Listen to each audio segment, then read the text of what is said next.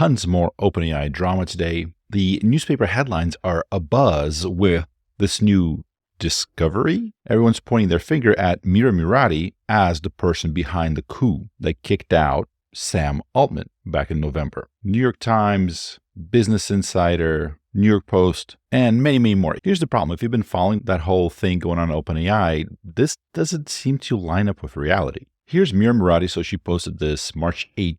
So this was published March 7th. So this is probably as a response to their claims, to their discoveries. So Mira, governance of an institution is critical for oversight, stability, and continuity. I am happy that the independent review has concluded and we can all move forward. It has been disheartening to witness the previous board's efforts to scapegoat me with anonymous and misleading claims in a last-ditch effort to save face in the media. Here's the message I sent to my team last night.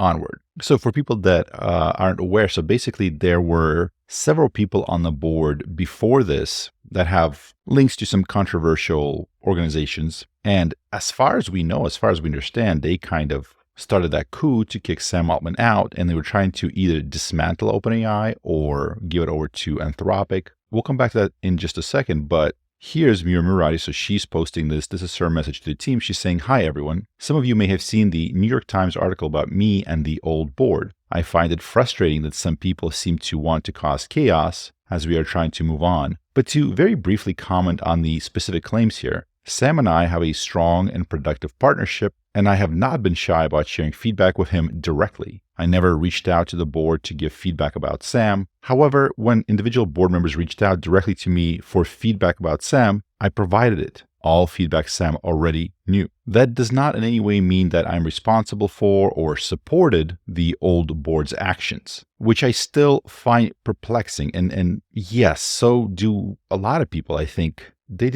never quite explained what their reasons or motivations were. I fought their actions aggressively, and we all worked together to bring Sam back. Really looking forward to get the board review done and put gossip behind us. Back to work." Okay, so she's saying all those hit pieces or whatever articles are nonsense. So what would have caused all these people to post this information? What evidence do they have for it? Well, as far as I can tell, the New York Times was the first, and they referred to people familiar with the matter. So this is kind of their source. It's just some people that were familiar with the matter. Later we find out it was an anonymous email. So here's Business Insider, and Business Insider is basically just reposting the same publication saying, well, the New York Times said it, citing unnamed sources. And then like New York Post just reposts the same story going, well, it's according to the New York Times. And so here Mira is saying, so it sounds like, I'm kind of reading between the lines here. She's saying it's been disheartening to witness the previous board's effort to scapegoat me with anonymous and misleading claims in a last-ditch effort to save face in the media. So I'm reading this as she's saying the previous board members sent this anonymous, like made up a story, sent it to New York Times, and then that set off this reaction where just every single publication started posting it with no verification. Because again, this doesn't fit with what we kind of know to have happened. So Mira, classy, very classy person, of course, is not naming any names here, not pointing fingers, but I mean, we know who she's talking about. And here's, in case you weren't aware, here's the person posting right below her going, oh, so these two, well, let's make sure we are careful putting them in any future governance roles. Red flags, well and truly noted. So this is Helen Toner, and she was one of the people. It sounds like she was the main person behind what was happening, behind the coup. Again, a lot of this is, we don't quite know what happened. As far as I can tell, these two managed to get Ilya on board and were able to kind of put those wheels in motion. I believe Ilya wasn't for that in the first place, but she kind of posted her own sort of side of the story. So this is 14 hours ago, and she's saying, so this is a statement from Helen Toner and Tasha McCauley. So this is Tasha McCauley. So she blocked her, protected her posts. It's very possible that these people have got a lot of hate on Twitter. And I mean, this is unfortunate. This is not a good thing because, and look, I got to say this. So every once in a while, somebody on Twitter or elsewhere on social media gets targeted for these sort of attacks, these mass attacks by people where everybody's just like screaming insults at them. I personally, I'm against that. I think that shuts down communication just because you don't like somebody and you have an avenue to like yell at them over the internet, I know that might feel good in the moment, but overall, it just creates really bad environments. It shuts down communication. But so she posts this statement from herself and Tasha McCauley. And here's the problem. You know how sometimes people write these long statements and at the end of the statement, you're like, what did that even say? Did that have any sort of data or was it just words? A bunch of words strung together. I'm not really seeing anything here. So she's saying, well, OpenAI's mission is general intelligence benefits all of humanity. Yeah, we know that. And the OpenAI structure empowers the board to protect that. Sure. Accountability is important. Of course, AGI could be world-changing. Yes. We hope the new board does its job. Sure. Resistance to oversight should be unacceptable. Sure. This work is important. Sure. Good luck to the new board. Sure. What did you say in here? I think a lot of this comes from the fact that these people won't say what the issue was. The only statement they made was Sam Altman wasn't consistently candid in his communications. What does that even mean? Like, are you saying he lied about some critical things? What does consistently candid mean? Does it mean he didn't tell you something that, like, they don't have to spill all the secrets of OpenAI, but we just need to know what's happening. And these people, they attempted a coup and never, as far as I know, never really explained why. And now it seems like if I'm reading kind of like what this is, what Mira Murati is saying correctly or what she's implying is now they're sending these kind of anonymous tips to New York Times. New York Times just posts it. Everybody else just cites New York Times. It's like, well, it must be true. Now, at the same time, New York Times is involved with a lawsuit with OpenAI. And look, I understand that with New York Times, there's a lot of like political things because, right, maybe New York Times prints something that doesn't align with people's political views. And so they say, oh, New York Times is lying or whatever. But I mean, a lot of people have spoke out on this matter of the New York Times lawsuit against OpenAI. OpenAI themselves said, you know what, New York Times isn't telling the whole story. It seems like they've manipulated the prompts somehow to have ChatGPT produce content that looks like it's copyrighted. I have a whole video where I try to kind of reproduce what happens with what's alleged in a lawsuit. To me, it doesn't seem like it's possible to get the responses that New York Times says they got. It's just not how ChatGPT structures its responses. And in the lawsuit, New York Times also, they kind of Photoshop out the bottom of the response. And that's where we would know for sure because if they were using a prompt they just kind of reread something that they gave to it, that would become apparent at the sort of summary of the response by ChatGPT, because it would say, and so that's from the article you gave me, right, that you uploaded or whatever. So they cut that part out. So we can't definitively know. But here's Andrew Ng. So he's the co-founder of Coursera. So from Stanford, Baidu, worked for Google Brain, really highly respected person in the AI industry. And so he's saying after reading the New York Times lawsuit, he finds his sympathies more with OpenAI and Microsoft than with the New York Times. And I'll link this down below if you want to read it, but quick point. So he's saying that the New York Times, kind of the presentation muddies, that's the word that they use. And in fact, that's one word that it's actually really good to use, because looking at the New York Times response, like they do try to muddy 2 points that are separate, right? So point one is, was the material copied? Was the material used by the models, which is fine. We've have precedents in the core system where, like, for example, Google crawl bots, when they're indexing the web, they crawl through a lot of sites. Obviously, all of that is, copyrighted content. So that crawlbot going through the various websites, and that's not breaking anyone's copyright rights. The thing that you can do is output copyright content. Like, if you think about it, you can go look at a copyrighted picture. You just can't use that picture for your own sort of business, right? I can read a copyrighted article. I can't reproduce it. The reading part is not illegal. You can read stuff. Google bots can crawl the internet, right? So copyright protection is for,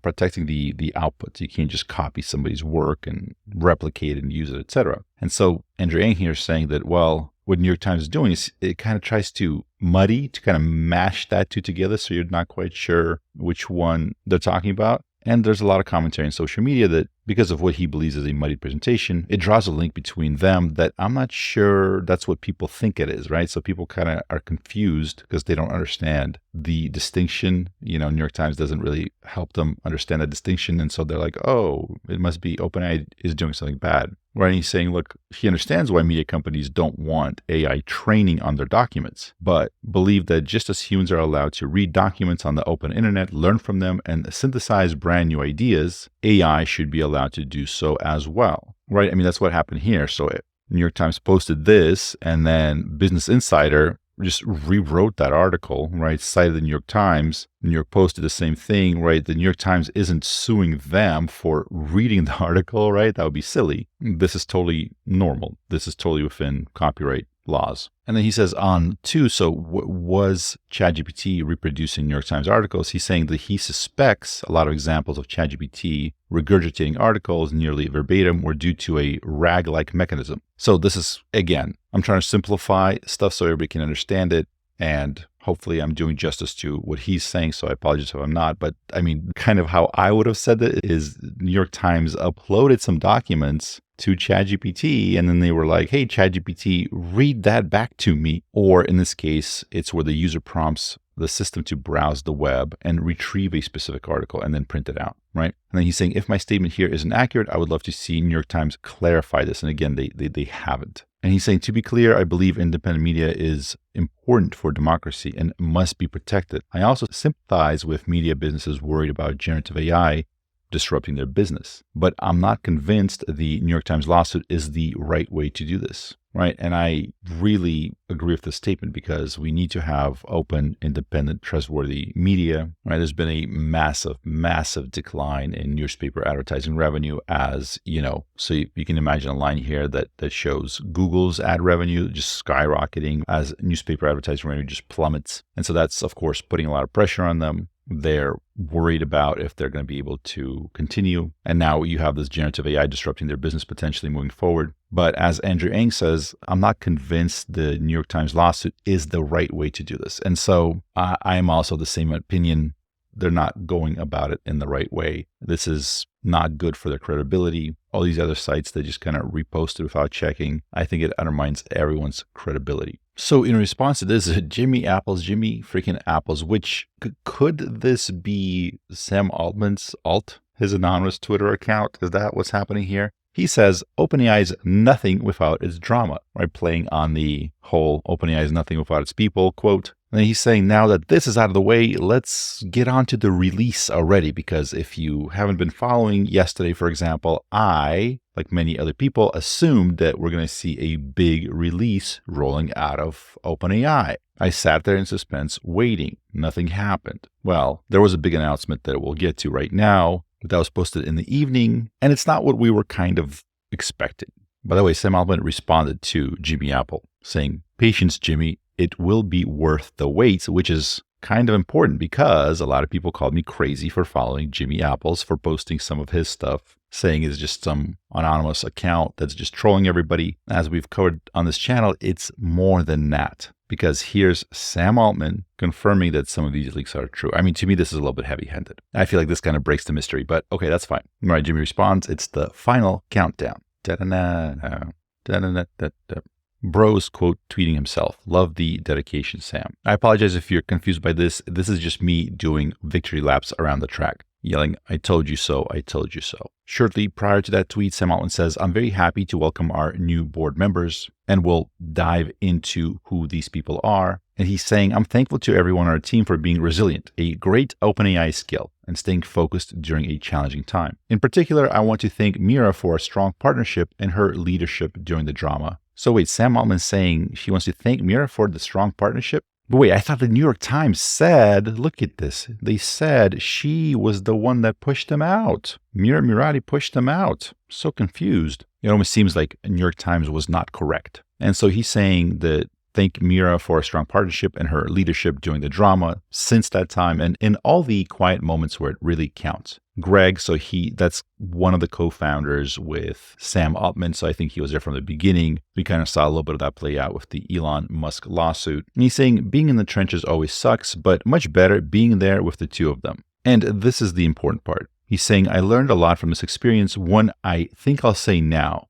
When I believed a former board member was harming OpenAI through some of their actions, So he was saying at some point he was suspecting, a former board member, again, we kind of know who he's probably referring to, was harming OpenAI through some of their actions. I should have handled that situation with grace and care. I apologize for this, and I wish I had done it differently. I assume a genuine belief in the crucial importance of getting AGI right from everyone involved. We have important work in front of us, and we can't wait to show you what's next. It sounds like maybe this piece delayed the announcement a little bit. Who knows? But between what Mira is saying, between what Sam Altman's saying here, it's pretty clear cut. There were people in the organization that kind of moved into positions of power and then covertly tried to take over, try to tear everything down. Now, seemingly, they're also reaching out to certain publications to try to further undermine what happened and the people involved, and to maybe in part address some of the claims. OpenAI, this is their official blog, openai.com/blog, right? They post this: review completed and Altman Brockman to continue to lead OpenAI. So the new board went through, did a full review, did a full audit, and we have unanimously concluded that Sam and Greg are the right leaders for OpenAI.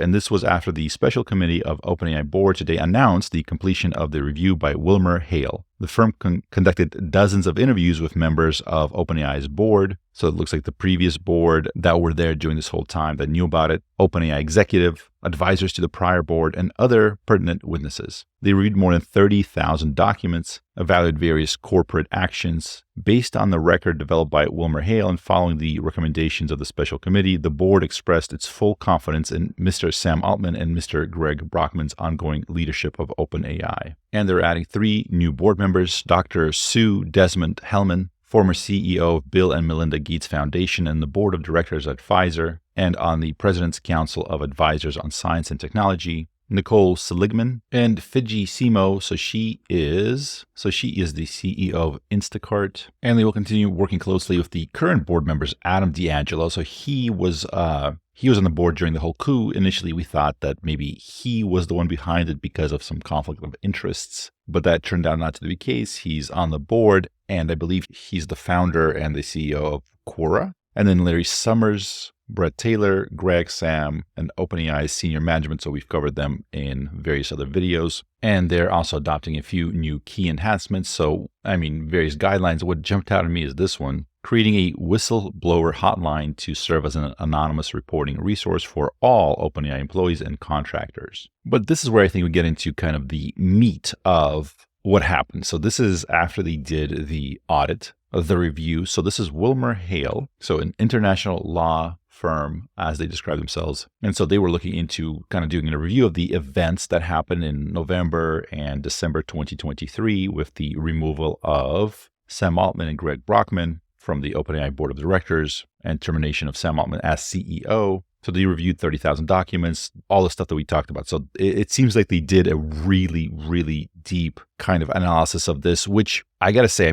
if I was part of that company, of the Wilmer Hale, I was like one of the people that is just poring over those documents. I don't know. Number one, I feel like this would be one of the more exciting projects that I would work on. And 2, I would go pretty deep. I got to say, I'd be like, just give me all the documents you have. Just let me kind of browse, because maybe something, just in case, maybe something will be relevant to the findings, whatever language they use. And so they kind of go deep over kind of like what the process has been. They said they went over what happened during that time, and they flagged a few additional issues. And kind of the one sentence summary is: Wilmer Hale found there was a breakdown in trust between the prior board and Mr. Altman that precipitated the events of November 17th. So Wilmer Hale reviewed the public post issued by the prior board, and they concluded that it actually recounted the prior board's decision and rationales. At the time, the board thought that taking the actions that they did, it would help, avert certain management challenges, as they say.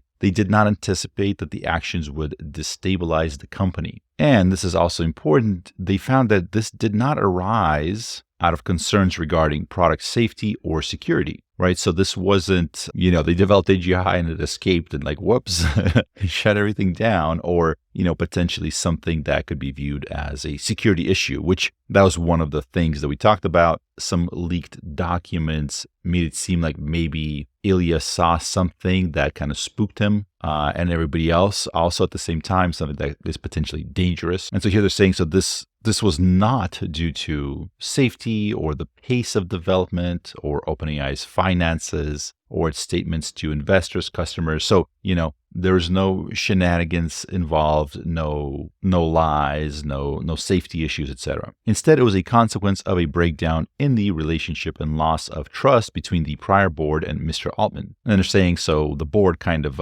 pulled the trigger too fast, right? So it implemented its decision on an abridged time frame. They went too fast and broke stuff. So without advance notice to key shareholders, there was not a full inquiry. There was no opportunity for Mr. Altman to address the prior board's concerns. And I think that's what maybe spooked a lot of people and caused a lot of this stuff. It seemed like a coup. A lot of people were calling it a coup.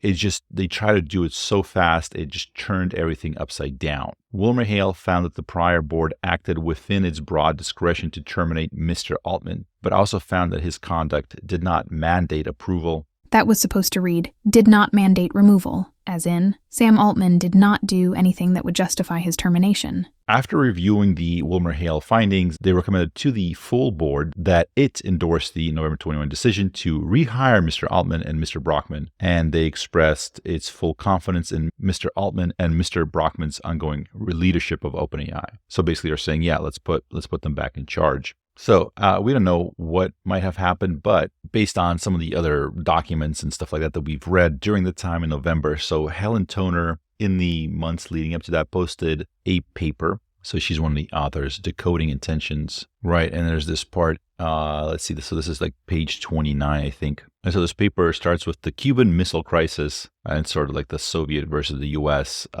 Potential nuclear conflict with missiles being, very close to U.S. soil. Right, so that's how this starts. And then on page 29, that's where maybe the passages that maybe sparked some of the conflict. Again, this is conjecture, so we don't know everything that happened. This could have been part of what triggered some of these events. And so here they're describing sort of the GPT-4, the launch of GPT-4 model versus Anthropic's decision to delay the release of its chatbot. So we're not going to read this whole document. It's quite a bit. I'll post a link below if you want to read it. But basically, the idea here is this idea of a race to the bottom. So basically, in the race to win the AI wars, so to speak, so getting the best models out there, getting the most users, you can imagine a situation where these companies kind of in a quest for profit for users could potentially cut corners in AI safety. I mean, you could certainly imagine that happening. And so in this document, Helen Toner is an author of, so they're mentioning that, what Anthropic's chatbot Claude, it's been deliberately delayed in order to avoid advancing the rate of AI capabilities. So they purposely sort of pulled back on how quickly they deployed stuff. And they deliberately decided not to productize the technology in order to avoid stoking the flames of AI hype. But once a similar product, ChatGPT, was released by another company, maybe that pushed Anthropic to, increase how quickly it was deploying stuff. And so I think this sentence kind of represents, maybe the problem that caused the conflict. So they're saying by delaying the release of Claude until another company put out a similarly capable product, Anthropic was showing its willingness to avoid exactly the kind of frantic corner cutting that the release of ChatGPT appeared to spur. And so, you can think of this as maybe being perceived as, somebody that's on the board of OpenAI kind of criticizing OpenAI and maybe putting stuff out there that, could be a problem. And by the way, so here it says, the New York Times report said Altman complained in an email about the paper's criticism of OpenAI and praise of Anthropic's approach. And then Altman reportedly said it amounted to criticism from a board member and indicated it was damaging to OpenAI. And the other thing to note here, so Toner has described herself in the past as an effective altruist.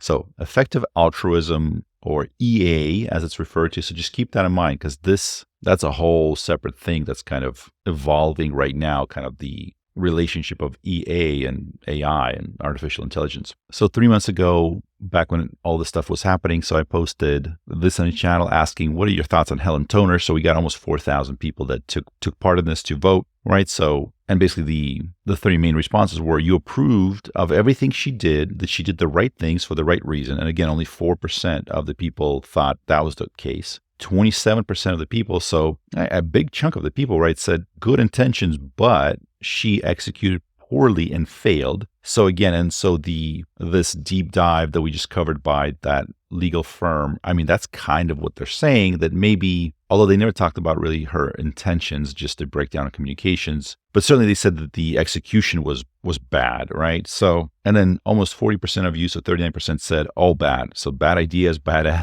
ethics, bad execution of what she was trying to do, just a complete fail. Anyways, it's curious sometimes to look back at it now, especially, 4,000 responses is a pretty good sample of people, I feel like. I think it is kind of representative of what people following AI kind of think. So, we still don't know exactly what caused the rift, but certainly it seems like whatever the response was, maybe it was not only an overreaction, but maybe kind of botched in the way that it was attempted. Now, while all this is happening, so this is March 7th, 2024, this headline hits: NIST staffers revolt against expected appointment of effective altruist AI researcher to the U.S. AI Safety Institute. NIST is the National Institute of Standards and Technology. So NIST is facing an internal crisis as staff members and scientists have threatened to resign over the anticipated appointment of Paul Christiano. That's him right here, and he previously ran the language model alignment team at OpenAI. And so Christiano, who is known for his ties to the effective altruism movement, was allegedly rushed through the hiring process without anyone knowing until today, one of the sources said. And so it sounds like a lot of the employees there